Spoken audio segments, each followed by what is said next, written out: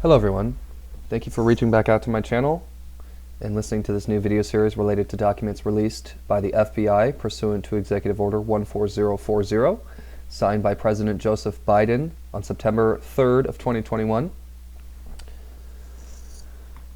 This document that I'll be reading is titled April 4th, 2016, Electronic Communication. I'll be reading about a 2-minute excerpt from a report that was published by ProPublica related to these documents' release. A long-suppressed FBI report on Saudi Arabia's connection to the 9/11 plot has revealed that Saudi religious officials stationed in the United States had more significant connections to two of the hijackers than has been previously known.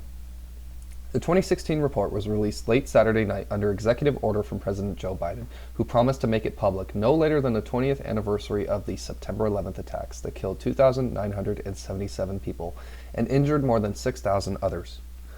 The 16-page document was a final inventory of circumstantial evidence and leads from the FBI's investigation of Saudi ties to the plot, and it was heavily redacted.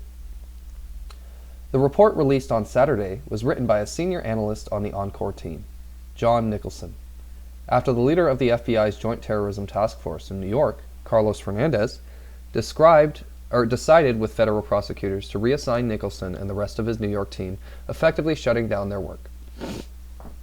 An FBI official who was a case agent for the Bureau's initial investigation of the attacks, Jacqueline McGuire, testified to the bipartisan 9/11 Commission in 2004 that by all indication, Bayomi's first meeting with the hijackers was a random encounter.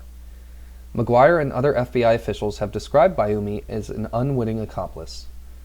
But the Encore team came to believe that Bayomi not only gave extensive help to the two al-Qaeda operatives, Nawaf al-Hazmi and Khalid al-Mihdhar, but later lied about his dealings with them and others.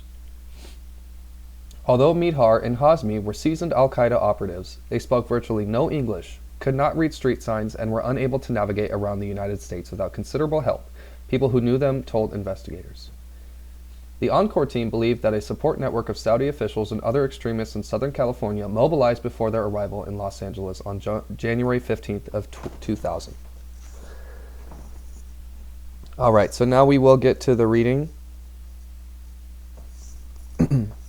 This report, as stated just recently, that it is heavily redacted, so there may be some portions that I choose to skip over just for the sake of sounding more clear in my video. And this is, I will source it in my video description, but this is directly from the FBI vault.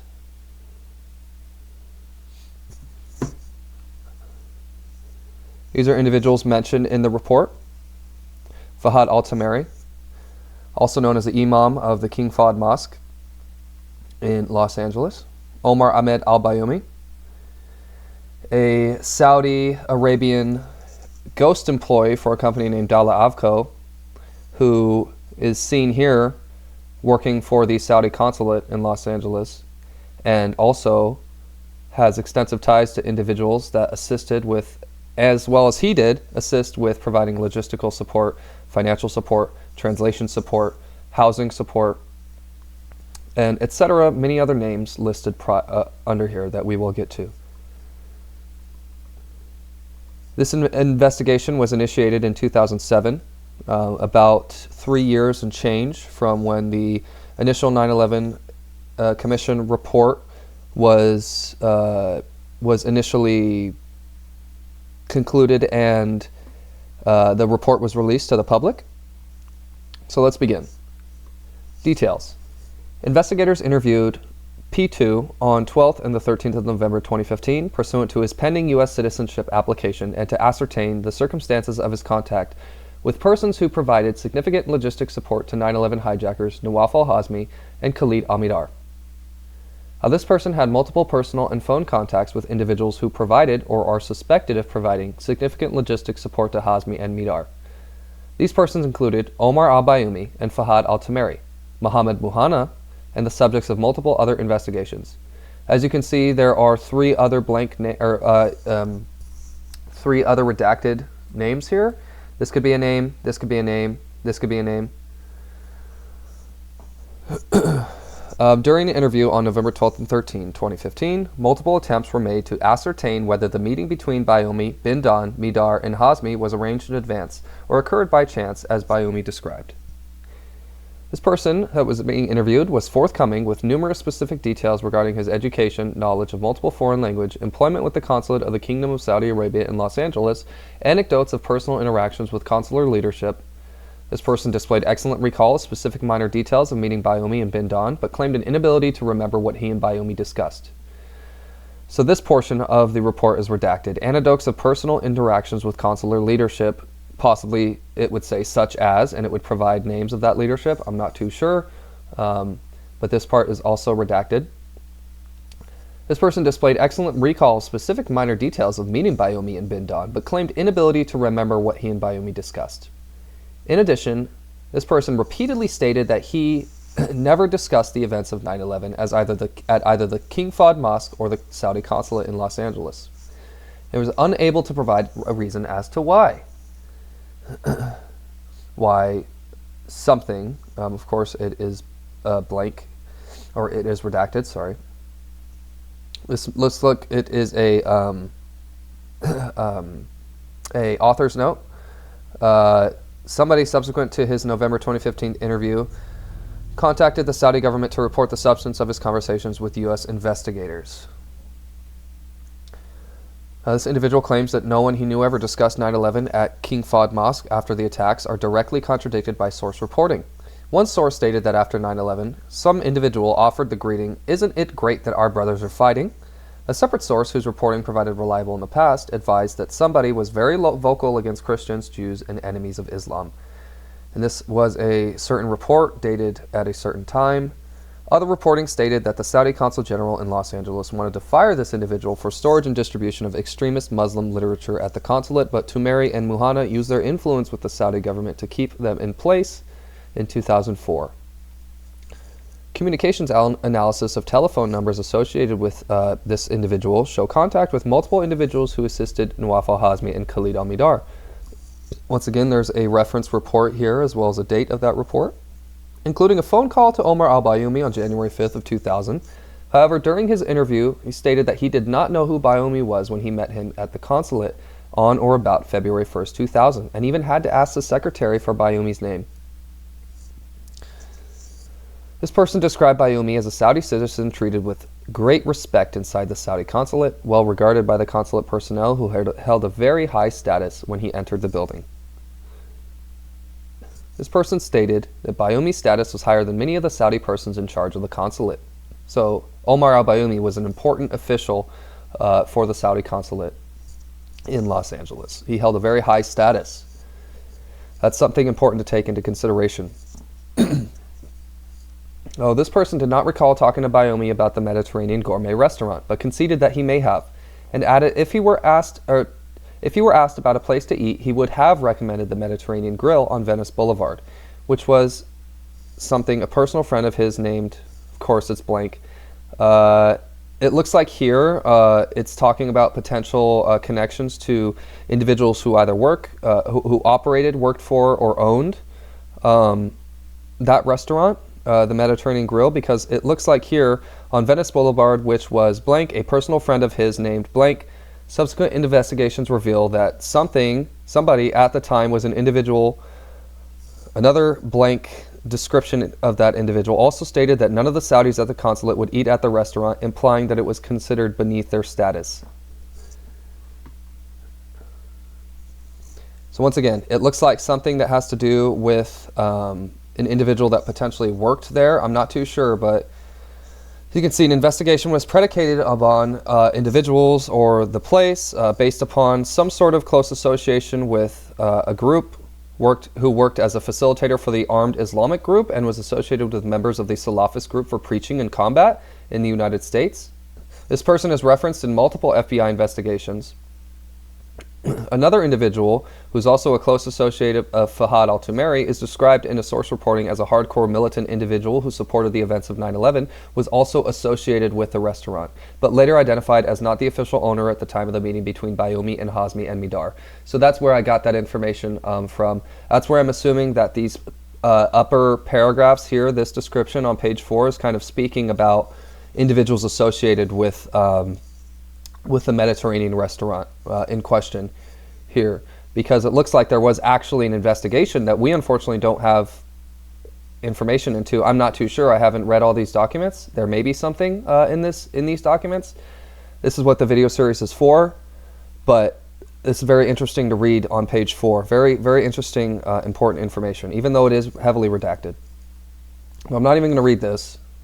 I'll just read it at the top. In an interview in 2009, an individual was shown photographs of Hazmi and Midar, and they stated that the photograph of Hazmi looked familiar and possibly saw him at the Mediterranean gourmet restaurant 8 or 9 years ago, but they did not recognize Khalid al-Midar, and they stated that this in 2009 was the first time that he had been interviewed by FBI agents.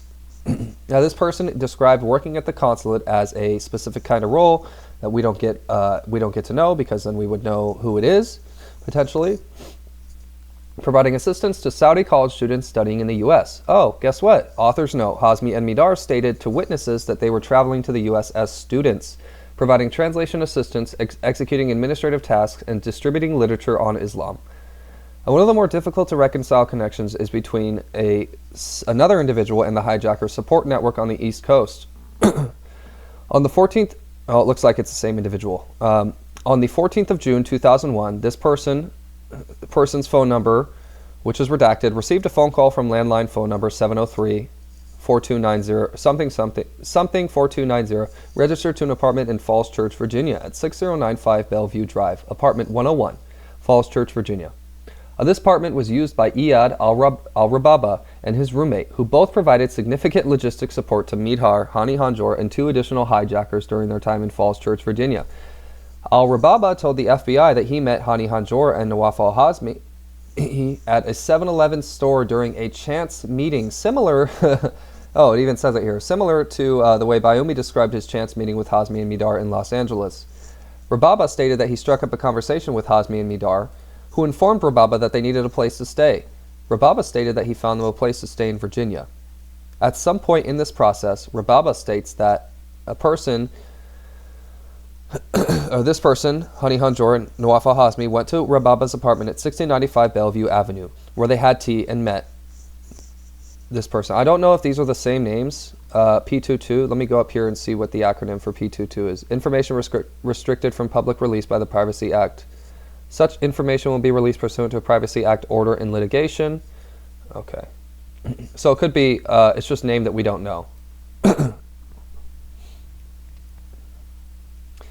Anyways, May 2001, al-Rababa drove 4 of the hijackers north to Connecticut and New Jersey, while somebody remained in the Virginia apartment.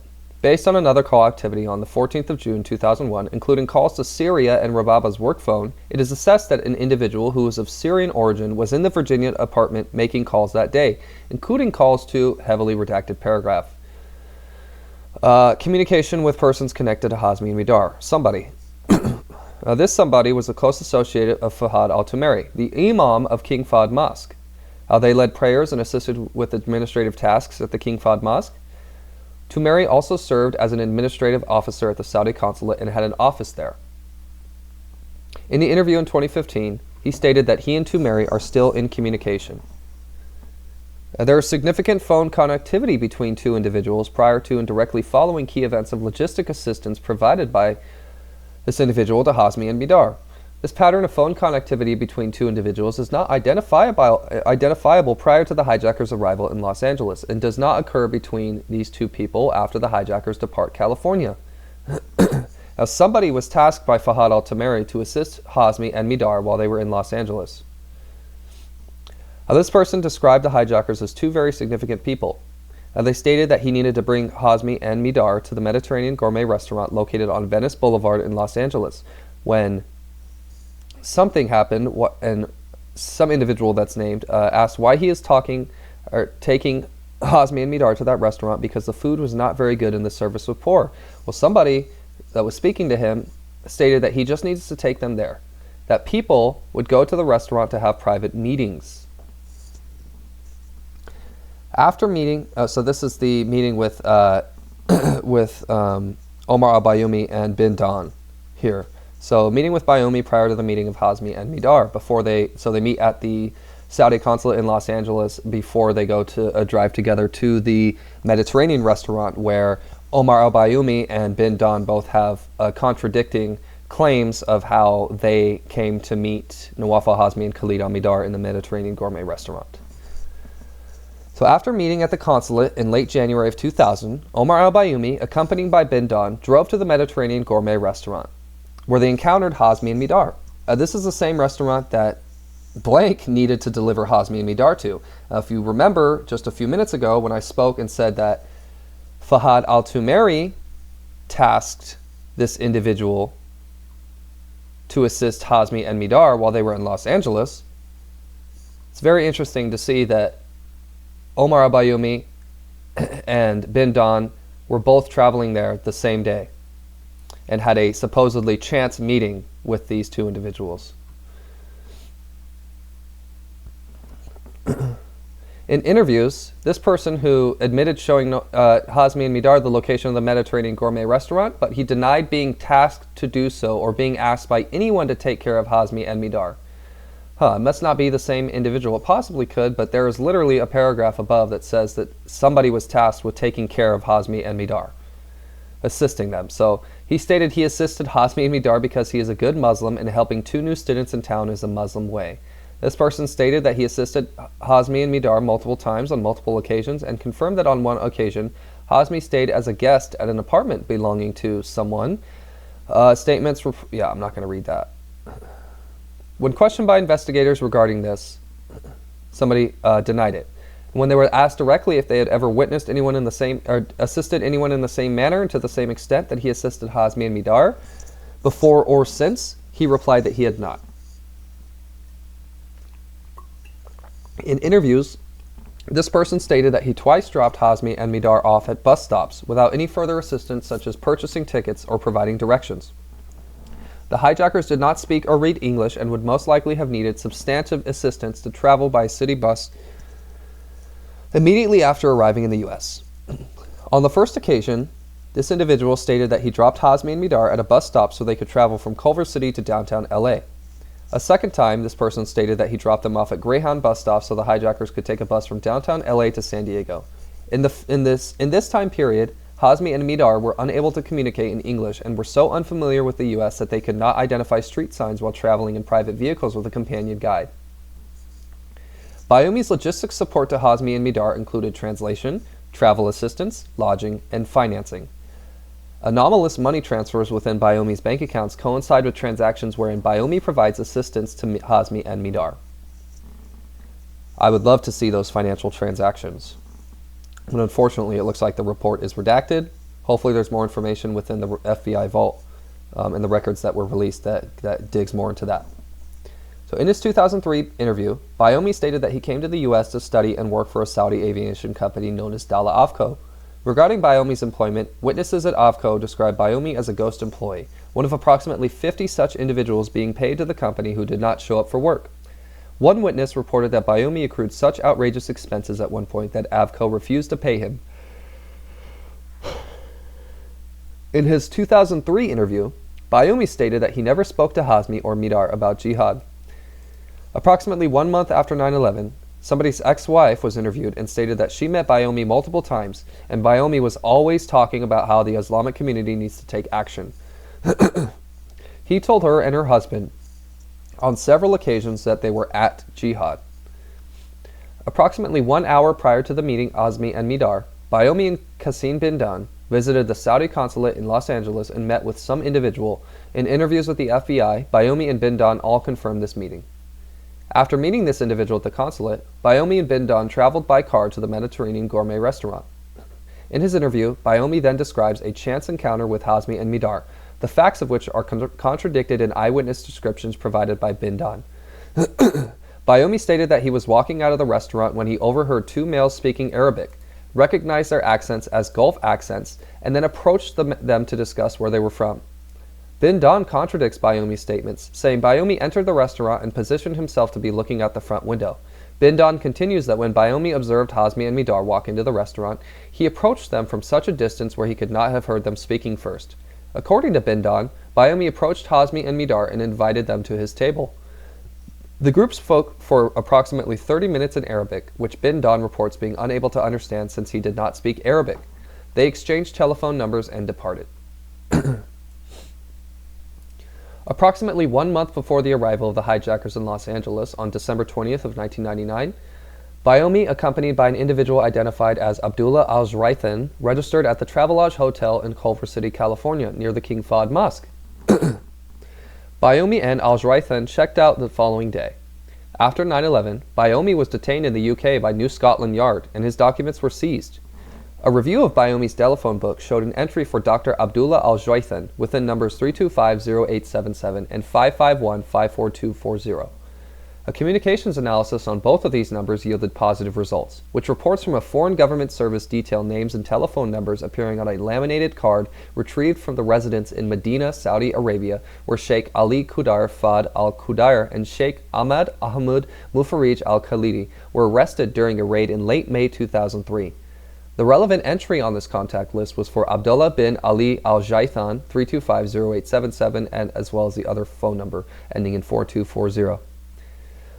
Sheikh Ali Qudar Fahd al-Qudar is identified as the spiritual advisor to senior Osama bin Laden lieutenant and the Guantanamo Bay detainee Zain al-Abidin Muhammad Hussein, aka Abu Zubaydah. Significant additional derogatory information is available regarding both individuals. Additional analysis of the number ending in 877 yielded information from another government service reporting that Dr. Abdallah al-Juwain with the phone number was found on a confiscated hard drive from an October 6, 2001 raid on the Al-Haramayan, a Tier 1 support entity, terrorist support entity with offices in some country.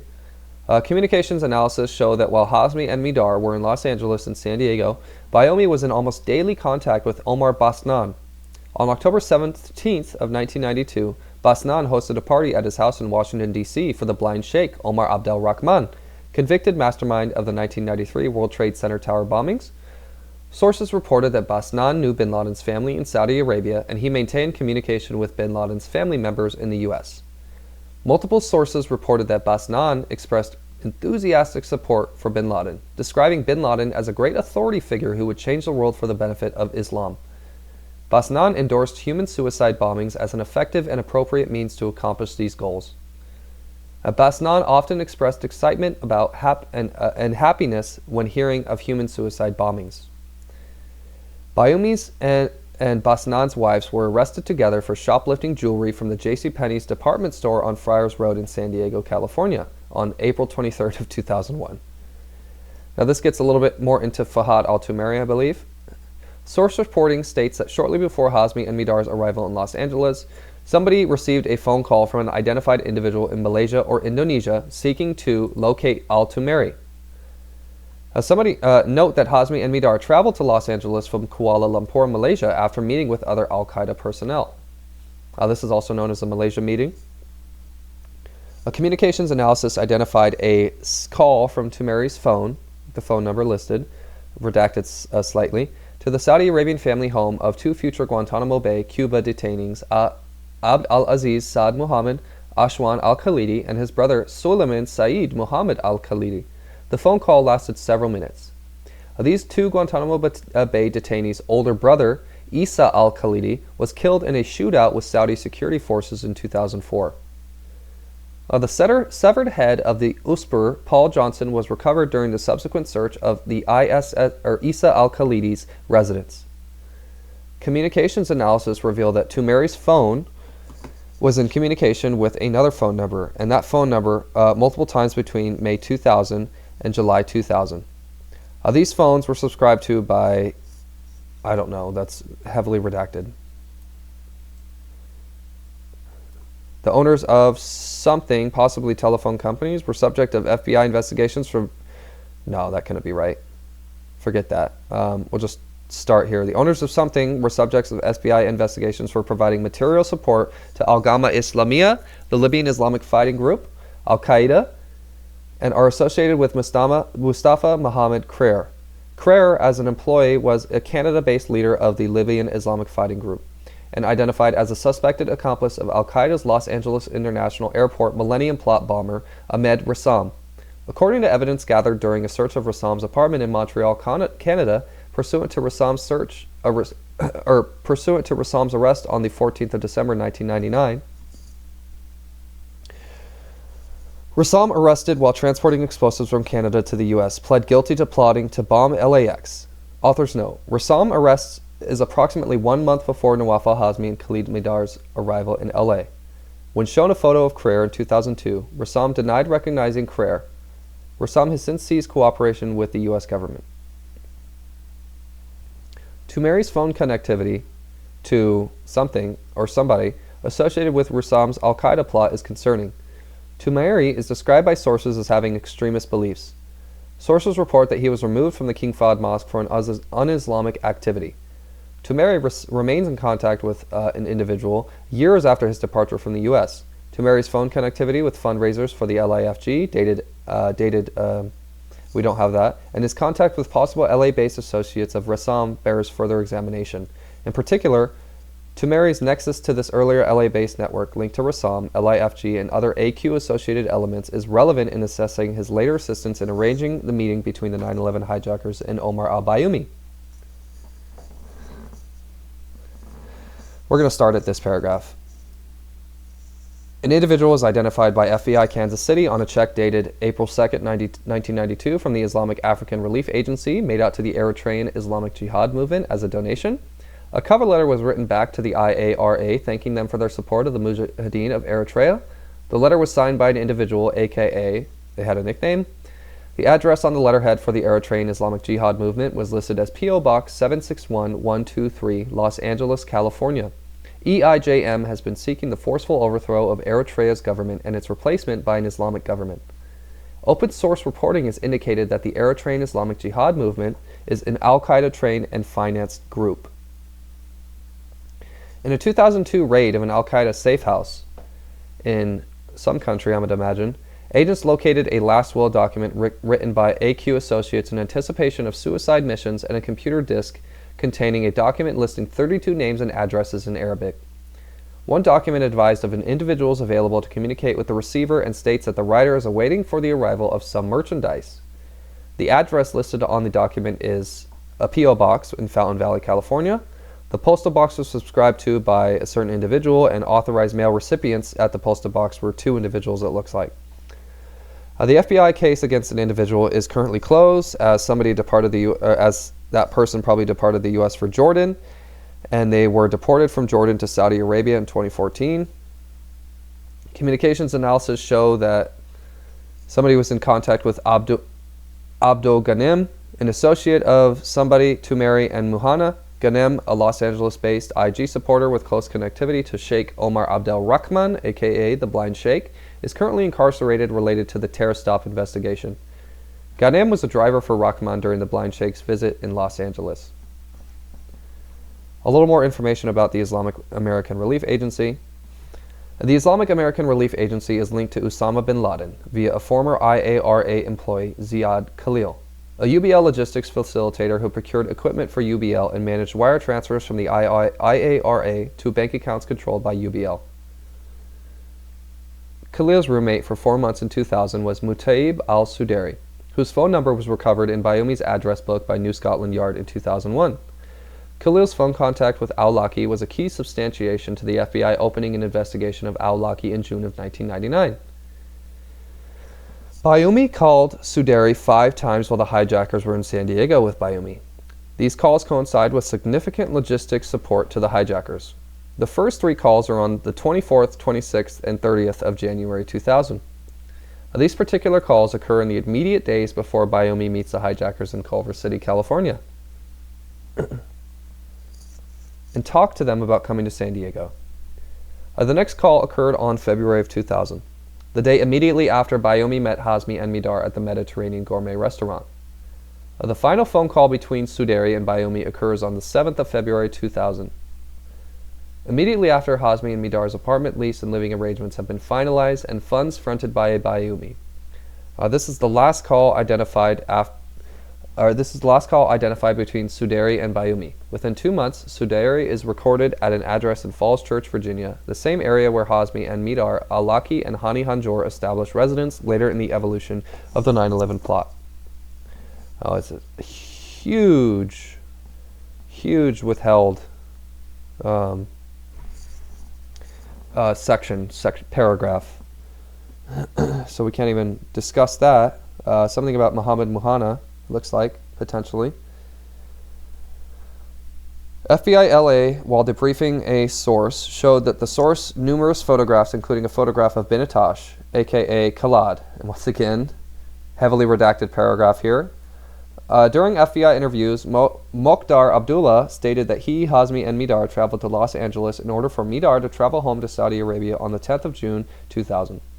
Mokhtar stated that the three stayed at a local motel, a location subsequently confirmed by the FBI LA, and added that all three went to the King Fahd Mosque for prayers. Mokhtar further told the interviewing agents that while they were at the KFM, they met a Yemeni individual identified as Kalam. Abdullah stated that later that evening, Kalam visited Hazmi and Midar at the motel for approximately 15 to 20 minutes. During the FBI interviews, Binatosh stated that he used an alias name for all of his travels to Hong Kong in 1999. He advised that during his trip to Hong Kong, while he was collecting information on U.S. air carriers and he was trying to determine the number of passengers on the flight that were in the first, business, and economy classes of travel.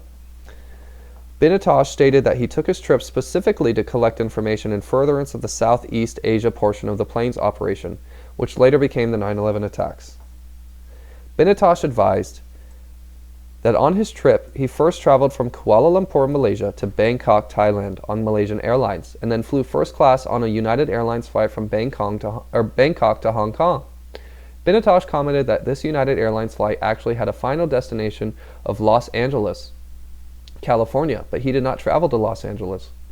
On September 11th, 2002, during a raid conducted in a country or a place that we don't have knowledge of, which resulted in the arrest of numerous Al-Qaeda operatives, a letter was recovered addressed to, we don't have that information. The letter was dated, however, the 9th of April, 1999, and it was to an orthotics and prosthetics manufacturer and confirms May 29th, 1999 appointment to have an artificial foot made. This name is a known alias for both the blank and Binatosh. Once again, that's a very hard sentence to read because we don't have any majority important parts are redacted. Last sentence. When interviewed by investigators, Binatosh states that he never made that trip. That concludes the first reading of the document titled April 4th, 2016 Electronic Communication. This is the first video in the video series related to documents released in accordance with Executive Order 14040. I hope you enjoyed this video. Please give it a like. Please follow and subscribe. If you have any comments about the video or any questions about the information, I will be free to communicate with you in the comment section. I hope you have a good day, and thank you.